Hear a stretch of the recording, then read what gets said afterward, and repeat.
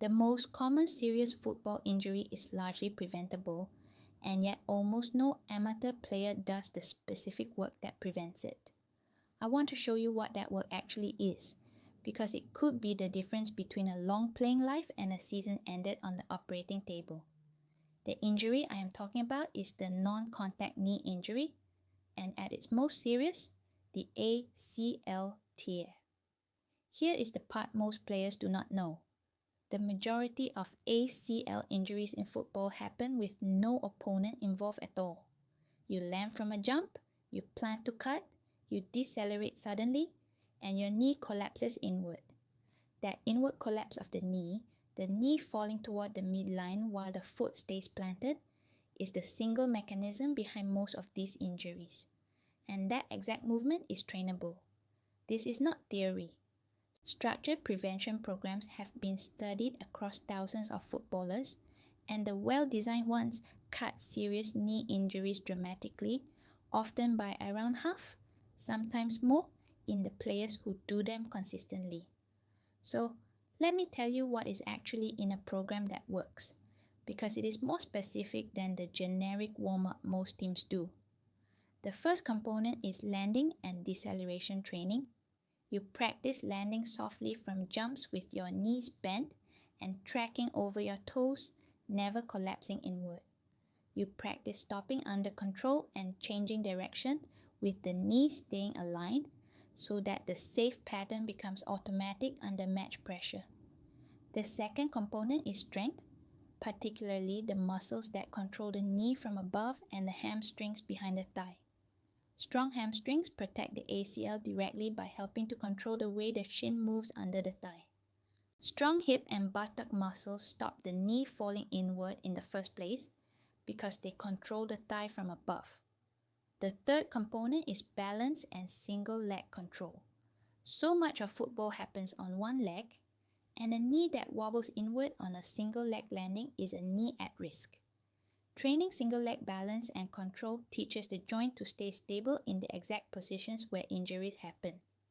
The fourth component is doing this regularly, not once.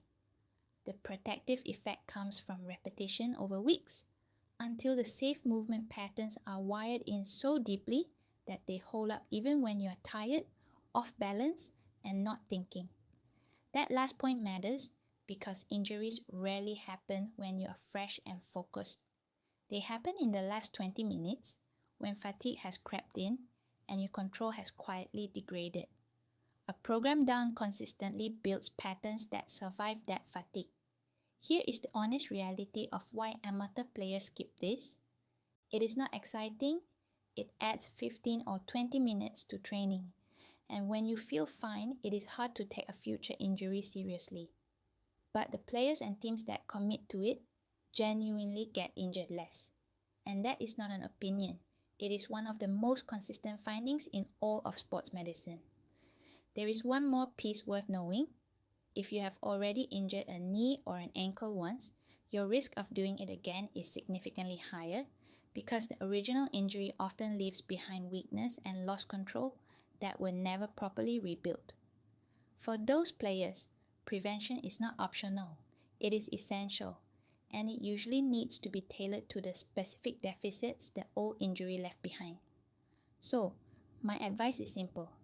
Whether you are returning from an injury or you have been lucky so far, get a proper screening of how your knees behave when you land, cut, and balance on one leg.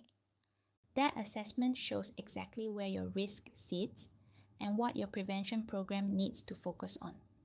Let me address a common objection before I finish. Players often tell me they do not have time for an extra 20 minutes of prevention work, or that it feels pointless when they already feel fine. I understand it, but consider the trade.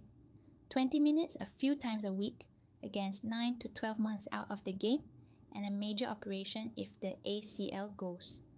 When you put it like that, the prevention work is the cheapest insurance you will ever buy. And here is the part that surprises people. The same training that protects your knees also makes you a better player. Better landing mechanics, stronger hips, sharper single leg control. These are the exact qualities that let you accelerate harder, cut sharper, and last longer in a match. That is why the best teams in the world build this work into every training session and never treat it as optional. If they cannot afford to skip it, neither can the amateur player whose livelihood does not even depend on staying fit.